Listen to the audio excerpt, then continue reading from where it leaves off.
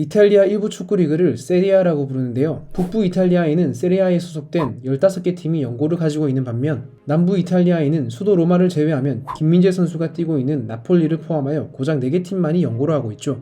이탈리아 축구팀들의 분포도를 보며 예측할 수 있다시피 사실 이탈리아는 남부와 북부 간 차이가 상당합니다. 이탈리아는 전체 GDP 세계 8위, 1인당 GDP 32, G7에 포함되는 강국입니다. 하지만 남북의 차이는 꽤 나는데요. 북부 롬바르디아주의 1인당 GDP가 EU 평균의 127%인 반면 남부 칼라브리아주는 56%밖에 되지 않습니다. 이번엔 인구 분포를 볼게요. 전 국민의 3분의 2가 북부에, 3분의 1 정도만 남부에 살고 있습니다. 반면 2022년 북부의 실업률은 5.7%, 남부는 15.2%나 됩니다. 당연히 처음부터 이랬던 것은 아니겠죠.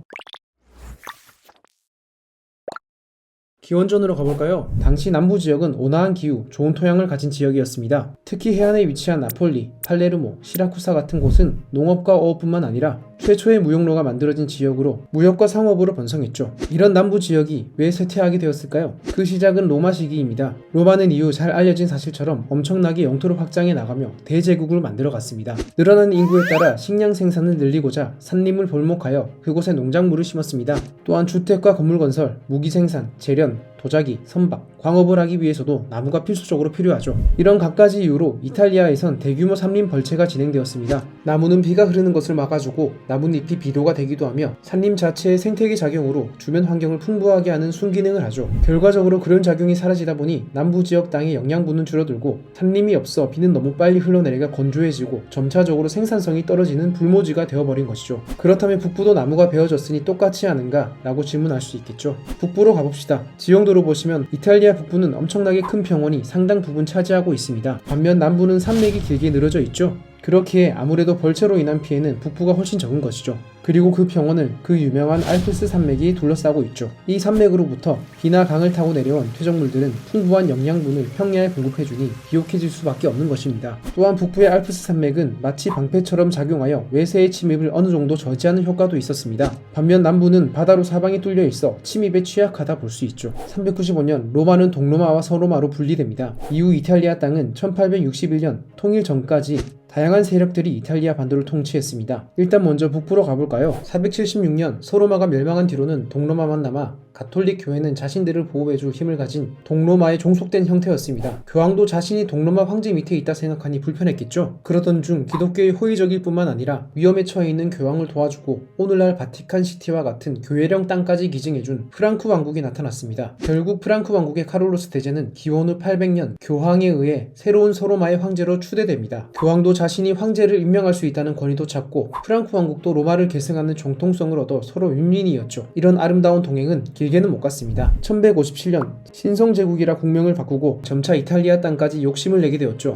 이에 교황은 압박해오는 신성로마 제국의 영향력에 대응하여 당시 이탈리아 북부에 있던 여러 지역 도시들을 지원합니다. 이런 흐름을 타고 독자적 세력을 구축하기 원했던 각 도시들은 1167년 롬바르디아 동맹을 구축하여 신성로마 제국의 위협에 대응했습니다. 1176년 레냐노 전투에서 롬바르디아 동맹이 신성로마 제국을 제압했고 승리의 대가로 북부 이탈리아 도시들은 자치권을 획득했죠. 자치권을 획득한 북부 지역 도시국가들은 이후 지중해 무역, 십자군 원정의 보급 역할 등을 하며 빠르게 성장해 나갔죠. 이 도시국가들이 오늘날의 북부 이탈리아 대도시들의 기원이며 본격적인 차이가 만들어진 시기라 보시면 됩니다. 베니스 공화국, 제노바, 피렌체 등의 도시국가들은 상공업, 금융업을 중심으로 르네상스 시대에 엄청나게 발전해 나가고 중부 유럽의 경제발전 구조를 따라갔습니다. 1700년대 후반 영국을 시작으로 유럽에는 산업혁명의 바람이 붑니다. 산업혁명하면 떠오르는 것은 바로 증기기관과 석탄이죠.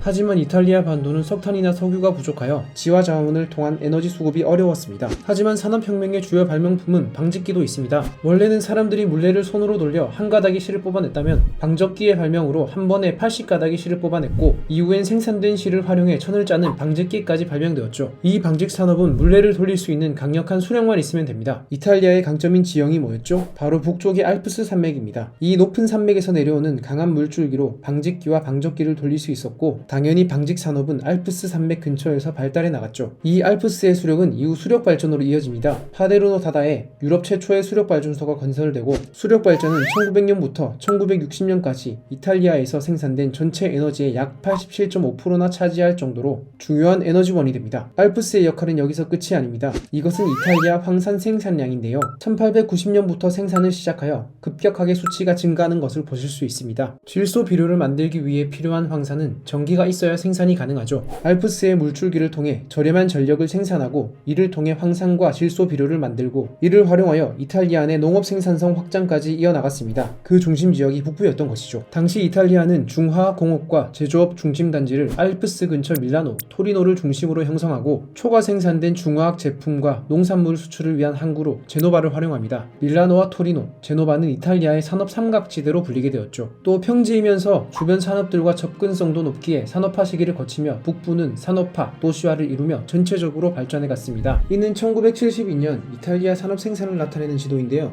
북부에 집중되어 있음을 볼 수 있습니다. 또한 수출은 내륙을 통해서도 합니다. 다른 유럽 국가들과 국경을 가까이 한다는 것은 많은 소비자들이 있는 유럽으로의 운송 비용이 저렴함을 나타내죠. 이렇게 위성 지도를 보더라도 알프스 산맥을 충분히 가로지를 수 있도록 도로가 잘 되어 있습니다. 자, 이제 다시 남부로 내려가 봅시다. 남부 이탈리아는 1130년부터 시칠리아 왕국, 나폴리 왕국, 양시칠리아 왕국 등 왕조가 변하기는 하였지만 이탈리아 땅이 다시 통일된 1861년까지 계속해서 왕정체제, 농업 중심 국가로 지속되었습니다. 또한 알프스 산맥이나 평야지대도 없었기에 북부에서 산업화를 통해 일어난 변화들이 남부에선 당연히 일어나지 않았죠. 봉건사회인 남부의 인구 대다수는 귀족 상류층에 의해 착취당하고 약탈당합니다. 봉건 영주 밑에 관리인은 높은 세금과 보호비를 징수하고 대중들의 봉기는 잔인하게 진압되었습니다. 이에 시민들이 자신들을 지키기 위한 자체 보호 부대를 구성하게 됩니다. 그리고 이런 문화는 이후 마피아라는 범죄 네트워크로 이어지게 되죠. 1861년 북부 이탈리아가 남부 이탈리아를 점령하며 남부와 북부가 로마 시대 이후 다시 통일되었습니다. 토리노를 수도로 한 이탈리아 왕국은 북부를 중심으로 통일되다 보니 북부를 더 잘 살게 하기 위해 남부를 희생시킵니다. 높은 세금, 자국 농산물에 대한 보호관세 철폐로 남부 지역은 피해를 입고 농업 경쟁력이 감소합니다. 또 통일 직후 혼란의 시기에 경찰력이 남부 지역을 통제하지 못하여 토지를 둘러싼 분쟁에서 대지주 같은 기득권들은 필요하다면 폭력이나 살인까지 행하며 소지주나 자영농들의 땅을 빼앗았죠. 이렇다 보니 남부 이탈리아 시민들은 정부를 믿지 못하게 되고 주민들을 보호하고 정의를 지킨다는 명목으로 마피아가 출현하게 됩니다. 빈곤과 절망에 빠진 남부 지역 사람들은 미국 등의 나라로 일과 빵을 찾아 동시에 대량 이주를 하였습니다. 1900년대 미국으로 대거 이주한 이탈리아인들은 그곳에서 차별과 억압으로부터 보호한다는 명목으로 과거부터 남부 이탈리아에서 행해왔던 자치 조직인 마피아를 미국에서도 만들게 됩니다. 그리고 그 규모와 영향력이 커져 현재는 범죄 조직의 대명사까지 되게 되었죠. 2차 세계대전 후 이탈리아는 남부 지역을 지원하기 위한 기관인 카사델 메초조르노를 설치하고 남부와 북부의 격차를 줄이기 위한 시도를 하지만 지원의 상당 부분은 마피아들의 주머니로 들어가며 실패로 끝났죠. 마피아의 영향력은 여전히 남부 지역에 남아있고 남부와 북부는 큰 격차를 유지하고 있습니다. 그나마 남부에서 유일하게 구름 발전을 보이는 곳이 김민재 선수가 뛰고 있는 나폴리로 보이네요.